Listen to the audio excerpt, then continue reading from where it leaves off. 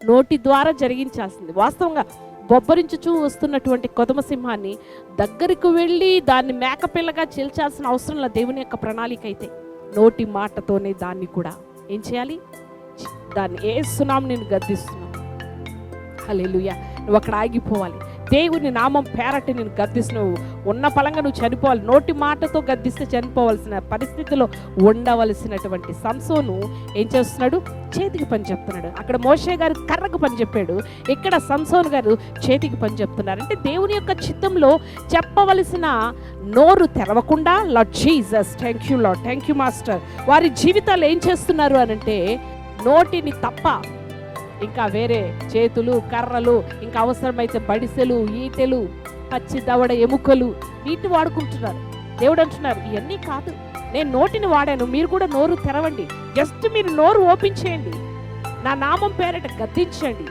నడుమని చేయబెట్టుకొని లేపారా, నడుమని చెప్పాను. హల్లెలూయా, హల్లెలూయా. చెప్పిన తర్వాత చేయి పెట్టుకొని లేవనెత్తారు. ముందుగానే చేయి పెట్టి లేవనెత్తి అప్పుడు చెప్పట్లేదు, ఫస్ట్ చెప్పారు. దేవుడు ఏం ఆశపడుతున్నారు, నోటి మాట రిలీజ్ చేయగలుగుతున్నావా? ఈ యొక్క సువార్త పరిచర్య ప్రారంభ దినాల్లో ప్రార్థిస్తూ ఉండేదాన్ని, ప్రవక్తగా దేవుని సన్నిధానంలో వాడబడుతూ ఉన్నను. పరిచర్య ఎలా చేయాలో నాకు అర్థమయ్యేది కాదు. చేయాలని ఆశ ఉంది, దేవుని సంకల్పం ఇదే అని నాకు తెలుస్తుంది, కానీ ఎలా స్టార్ట్ చేయాలో నాకు అర్థమయ్యేది కాదు. అలాంటి టైంలో ఒక దైవజనుని యొక్క ప్రార్థన ద్వారా దేవుడు నన్ను దర్శించారు. హల్లెలూయా. ఎలాగా సువార్తను ప్రారంభించాలో తెలియనటువంటి పరిస్థితుల్లో ఆ సేవకు నాకు తెలియపరిచారు. Lord Jesus thank you Lord. ఏమని తెలియపరిచారంటే, థ్యాంక్ యూ లార్డ్, మీరు పరిచయం ప్రారంభించండి, మీ నోరు తెరవండి అన్నారండి. మీ నోరు తెరవండి అన్నప్పుడు అదేంటి పాస్టర్ గారు, నోరు తెరిచే కదా అన్ని చెప్తున్నా కాదమ్మా, ఆత్మీయమైన నోటిని మీరు తెరవాలి. హల్లెలూయా. ఇప్పటి వరకు మీరు నోరు తెరచి ప్రవచించడం లేదు. నోరు తెరచి ఆయన నామం పేరట మీరు ఎప్పుడైతే వాక్కును ప్రకటిస్తారో, నోటి మాటతో ఆయన వాక్కును ప్రకటిస్తారో, రిలీజ్ చేస్తారో, అప్పుడు మీ ద్వారా దేవుని కార్యాలు జరుగుతాయని సెలవిచ్చారండి. నేను ఎప్పటికీ మర్చిపోలేను. హల్లెలూయా, థ్యాంక్ యూ జీసస్. ఆ దైవజనుడు ప్రార్థించి ఆ రోజు చెప్పిన మాట చొప్పున ఆ రోజు ప్రారంభించాను. లార్డ్ జీసస్, దేవుని సన్నిధానంలో దేవుని యొక్క శక్తితో, ఆయన ధైర్యంతో అల్పురాలని నేను ఈ చిన్న పరిచర్య చేయటానికి దేవుడు కృపను దయచేశారు. ఎప్పుడైతే నోటిని తెరచి ఆయన నామం పేరట ప్రకటిస్తున్నానో ధైర్యంగా కార్యాలు జరగటం అప్పటి నుంచే ప్రారంభమైనాయి. అప్పటి వరకు ఎలా చేయాలో తెలీదు. ఆయన యొక్క వాక్కు, ఆయన నోటి వాక్కు ఎలా ప్రచురించాలో, ఎలా పలకాలో అర్థమయ్యేది కాదు. ధైర్యం సరిపోయేది కాదు. ఎలా చేయాలో తెలిసేది కాదు. ఎప్పుడైతే వాక్కును ప్రకటించటం నోటి మాటతో, మన నోటి మాటతో, అప్పుడే దేవుని కార్యాలు ప్రారంభమవుతాయి. లార్డ్ జీసస్ ఇక్కడ కూడా పేతురు, యోహాను ఎప్పుడైతే నోటి వాక్కుతో ప్రచురించారో, హల్లెలూయా, థ్యాంక్ యూ జీసస్, క్రీస్తు నామమున, యేసుక్రీస్తు నామమున నడుమని చెప్పి అప్పుడు చేతులు పట్టి లేపినప్పుడు హల్లెలూయా అతనిలో అద్భుతమైన కార్యము జరిగిందని. Thank you Jesus. వాని పాదములు చీలమని బలము పొంది శక్తి నుండి అన్న ఆయన నడవటమే కాదు, గంతులేయటం కూడా ప్రారంభించేస్తాడు. హల్లెలూయా. నిజంగా దేవుడు కోరుకుంటుంది ఇదే, నువ్వు నోరు తెరువు. అందుకే నీ నోరు తెరువు, నువ్వు బాగుగా తెరువు అని చెప్తున్నారు ఒక చోట అయితే. అంటే మన నోరు తెరుస్తున్నావు, అరా కొరగా జరిగిద్దో లేదో. కొన్ని సందర్భాల్లో దెయ్యాలని వదిలించాలని దెయ్యాలకు ప్రార్థించేటప్పుడు సేవకులు కూడా భయపడిపోతుంటారు. ఏమో ఆ దేహం రేవస్తుందేమో, పోద్దో లేదో అనే భయం. అంటే వేళలో ధైర్యం సరిపోదు. అసలు చేసేది నువ్వైతే కదా, నువ్వు డౌట్ పట్టడానికి. దేవునికి ఏదైనా అసాధ్యం ఉందా? ఆయనకు అసాధ్యమైంది ఏదీ లేదు. మనకు సమస్తం అసాధ్యమే. జరిగించేది ఆయన, నీ ద్వారా జరిగిస్తున్నారు అంతే. దేవుని నామం పేరట ధైర్యంగా, నిందారహితుడిగా, ఆయనకి ఇష్టమైన బిడ్డగా, హృదయ శుద్ధి కలిగి దేవుని సన్నిధానంలో ఆయన కార్యాలను చేయటానికి ఎప్పుడైతే నువ్వు సంసిద్ధంగా ఉంటావో, ఆయన నిజంగా ప్రేమిస్తావో, నీ కొరకు సమస్తము సమకూర్చి జరిగించటానికి దేవుడు సంసిద్ధము. ఆయన నామం పేరట నువ్వు ఎప్పుడు ఆజ్ఞాపిస్తావు, నజరేయుడైన యేసుక్రీస్తు నామమున ఈ వ్యక్తిని విడిచి పొమ్మని ఆజ్ఞాపిస్తున్నాను అనగానే అది వణుక్కుంటూ పరిగెట్టుకుంటూ వెళ్ళిపోతుంది.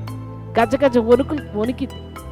ఒక చోటకి వెళ్ళినప్పుడు, ఒక చోటకు వెళ్ళి సువార్తను ప్రకటిస్తూ ఉన్నప్పుడు ఆమెను చూస్తుండగా ఆమెలో దురాత్మ శక్తులు చాలా ఉన్నట్లుగా దేవుడు బయలుపరుస్తున్నారు.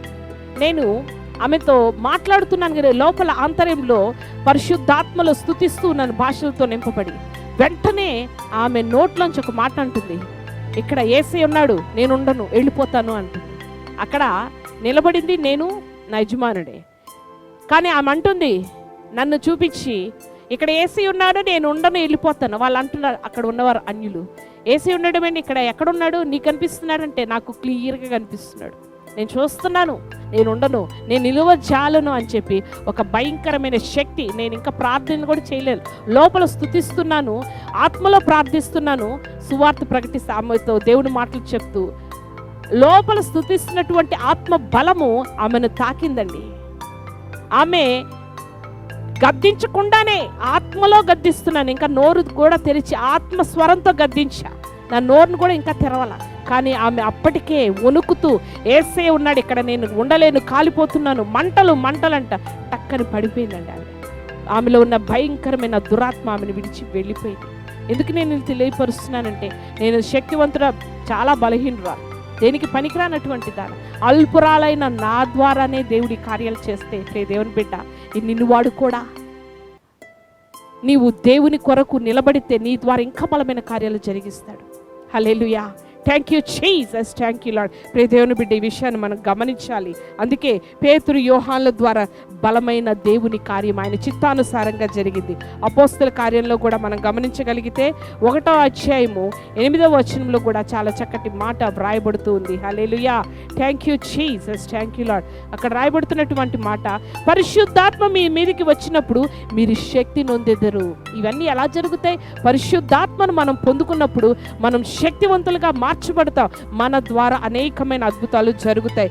నువ్వు పరిశుద్ధాత్మను పొందుకొని నువ్వు భూమి మీద దేన్ని బంధిస్తావో అది పరలోకంలో బంధింపబడుతుంది. నువ్వు పరిశుద్ధాత్మ శక్తితో నజరేయుడైన యేసుక్రీస్తు నామమున ఏదైతే భూమి మీద నువ్వు విప్పుతావో అది పరలోకంలో విప్పబడుతుంది. ఎంత అద్భుతం అండి! దేవుడు సృష్టించినప్పుడు భూమికి ఆకాశానికి కనెక్షన్ ఉంది, కానీ ఇక్కడ పరిశుద్ధాత్మ శక్తిని ఆయన నోటి వాక్కు నువ్వు పొందుకున్నావంటే భూమి మీద నుంచి పరలోకంలోనికి కనెక్ట్ అయిపోతుందండి. ఎంత ఆశ్చర్యం! భూమి నుంచి ఆకాశమే చాలా దూరం అంటారు, మరి ఇంకా పరలోకం, ఆకాశ మహాకాశాలకు ఉన్నతమైన స్థితిలో ఉన్నటువంటి ఆ పరలోక రాజ్యానికి ఆ కనెక్షన్ ఎలా వెళ్ళిపోతుంది? ఇక్కడ భూమి మీద యేసు నామమున నువ్వు గద్దిస్తూ ఉండగా పరలోకంలో చూడు, ఇక్కడ నువ్వు ఆశీర్వాదాన్ని ప్రకటిస్తుంటే పరలోకపు ద్వారాలు తెరవబడతాయి. రిభాష, ఎంత అద్భుతం! దేవుడు నీకు ఇచ్చిన శక్తి అంత గొప్పది. దేవుడు తనకంటే కొంచెం తక్కువనిగా నిన్ను చేశాడు, తనకంటే కొంచెం తక్కువగా చేసిన నీకెంతో గొప్ప ధన్యతలను ఇచ్చి ఉన్నాడు. Lord Jesus, thank you lord. ఈ విషయాన్ని నువ్వు ఎప్పుడూ గమనించడం లేదు. రిఖరబాష్య, థ్యాంక్ యూ లార్డ్. అందుకే చివరిగా నేను వాక్యాన్ని ముగిస్తున్నాను. హెబ్రీల్ రాసినటువంటి పత్రికను నేను చదివించి నేను ముగిచ్చేస్తాను. 2వ అధ్యాయంలో 7వ వచనం 8వ వచనాన్ని చూస్తే, నీవు దేవదూతల కంటే వారిని కొంచెము తక్కువనిగా, అనగా మనలను కొంచెం తక్కువనిగా చేసితివి, మహిమా ప్రభావముతో వానికి కిరీటము ధరింప చేసితివి, నీ చేతి పనుల మీద వానికి అధికారం ఎంత గొప్ప ధన్యతలు ఇచ్చాడండి దేవుడు. తన బిడ్డలు తనలాగా జీవించాలి, తన ద్వారా వాక్కును ప్రకటించాలి, కేవలం నోటి మాటతో ఇవన్నీ చేయాలని చెప్తున్న దేవుడి బిడ్డలకు దేవుడిచ్చిన ఆధిక్యతలు ఎంత ఎక్కువ ఉన్నాయంటే చూడండి, దేవదూతల కంటే వానిని కొంచెం తక్కువనిగా చేసి మహిమా ప్రభావంతో వానికి కిరీటాన్ని మహిమా ప్రభావంతో కిరీటంగా ధరింప చేశాడంట. హల్లెలూయా. అంతేకాకుండా దేవుడు చేసిన ఆ యొక్క చేతి పనుల మీద మనకు అధికారాన్ని ఇచ్చాడు. ఆయన చేసిన చేతి పనుల మీద ఆయనకే కదా అధికారం ఉండాలి, కానీ ఆయన చేతి పనులతో చేసి మనకిచ్చేస్తాడు అధికారంతో వాటన్నిటి మీద. రిభాష. అందున ఇంకొక గొప్ప శ్రేష్టమైన స్థితి ఏంటో తెలుసా? వాని పాదముల క్రింద సమస్తమును ఉంచితివి. చెప్పగలుగుతా దేవుని సన్నిధానం. దేవుడు చేతి పనుల మీద అధికారం ఇచ్చి మన పాదముల క్రింద సమస్తాన్ని ఉంచేశాడట. ప్రతిదీ మన కొరకే దాచి ఉంచేశాడు. ప్రియ దేవుని బిడ్డ, మన జీవితాలు ఈ విషయాన్ని ఎప్పుడైనా గమనించామా? దేవుడు తన మహిమా ప్రభావాన్ని మనకు ధరింపచేసి ఆయన చేతి పనుల మీద మనకు అధికారాన్ని ఇచ్చి, పరిశుద్ధాత్మ శక్తినిచ్చి, ఆయన నోటి వాక్కునిచ్చి, నువ్వు నోరు బాగా తెరువు, నేను నింపుతాను. మనం తెరవగలుగుతున్నామా? ఆ నోటి వాక్కును ప్రచురించగలుగుతున్నామా? నోటి మాటల చేత నేను చేస్తాను అంటే చేతికి పనులు అప్పచెప్తున్నాం, చేతులకి పనులు చెప్తున్నాము, చేతిలో ఉన్న కర్రలకు పనులు చెప్తున్నాము, ఇంకా అవసరమైతే వేరే దానికి. కానీ దేవుడు ఇవన్నీ పక్కన పెట్టండి. నీ వెండిని కాదు, నీ బంగారం కాదు, నీ చదువు కాదు, నీ ఎత్తు కాదు, నీ అందం కాదు, నీ జ్ఞానం కాదు, నీ బలం కాదు, రబాషలదరి కరస్య, నీ నోరు నాకు కావాలి. నీ నోటిని నువ్వు బాగా తెరిస్తే నేను దాన్ని నింపుతాను. నోటి మాట చేత నేను ఈ కార్యాలన్నీ జరిగిస్తాను. హల్లెలూయా. దేవుని బిడ్డ, ఈ విషయాన్ని ఎప్పుడైనా ఆలోచించావా? మోషే అయితే ఎంతో ప్రణాళిక కలిగి ఉన్నా, నా వల్ల కాదు ప్రభువా అనేసాడు. కానీ ఇక్కడ పేతురు, యోహాన్ అయితే మా వద్ద ఏది లేదు, కానీ మేము కలిగి ఉన్న దాన్ని నీకు ఇస్తామని చెప్పి నజరేయుడైన యేసుక్రీస్తు నామమున నీవు లేచి నడవమని చెప్పాడు. జీసస్.